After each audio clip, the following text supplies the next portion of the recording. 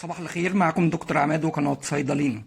الساعة 8 الصبح صاحي بشرب القهوة بتاعتي قبل ما اروح الشغل، وفجأة التليفون بتاعي بيرن. صديق ليا بيتصل في ميعاد عمره ما بيتصل فيه اصلا، ويبلغني محمد صاحبنا مات. بعدها بحاول اتمالك نفسي وابتدي اتساءل، هو مات من ايه وايه السبب؟ ده محمد 40 سنة، يعني صغير في السن. ده محمد الوحيد فينا اللي لا ليه ولا في سجارة ولا ليه في أي حاجة غير صحية. نلم نفسنا ونروح على الجنازة ونسمع والدته بتصرخ ربنا ينتقم منها، ربنا ينتقم منها. الواد مات مقهور.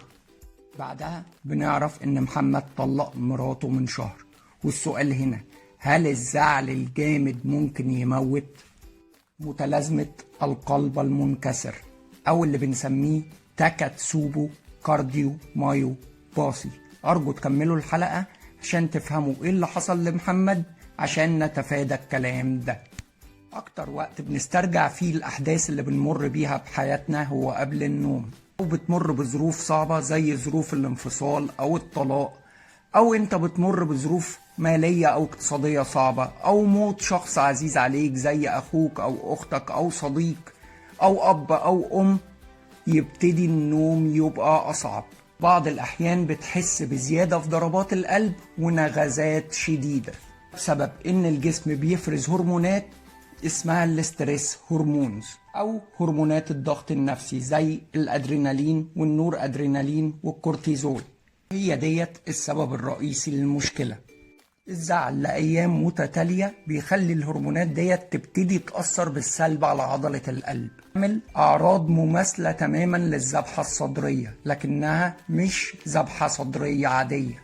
والأعراض بيكون ألم في نص الصدر، وأحيانا يميل للدراع الشمال، نهجان، سرعة في ضربات القلب، أحيانا إحساس بالقيء، وفي بعض الناس بيسمع الوجع في الظهر. وبعض الناس بتشتكي وتقول أنا حاسس أكن حد بيذبحني بسكينة، أو أكن كيس رمل أو حاجة تقيلة جدا بتضغط على صدري.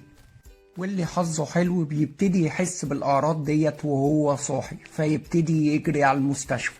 داخل المستشفى الدكاترة بتعمل فحوصات وبتعمل رسم قلب، وفي رسم القلب بيبتدي يبان إن المريض ده بيعاني من ذبحة صدرية. وملحوظة مهمة، في الذبحة الصدرية العادية الشرايين اللي بتوصل الدم للقلب بتبقى مسدودة، وبالتالي المريض لما بيعمل قسطرة قلبية ويدخلوا القسطرة ويبصوا على الشرايين بيلاقوا فيها انسداد. لكن في متلازمة القلب المنكسر الشرايين بتكون سليمة تماما.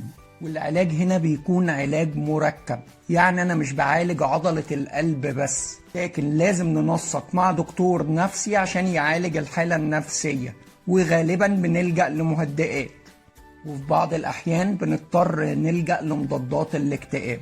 ونصيحة مهمة، لو مريت بأي عرض من الأعراض ديت لازم تروح للدكتور فورا. اوعى تهمل او تتخيل ان انت ماشي بطريقة صح او اكلك صحي او مش مدخن او وزنك مش زيادة ان انت بعيد عن الكلام دوت، خاصة لو انت بتمر بظروف نفسية صعبة. في النهاية اتمنى الناس تعمل سبسكرايب ولايك وشكرا.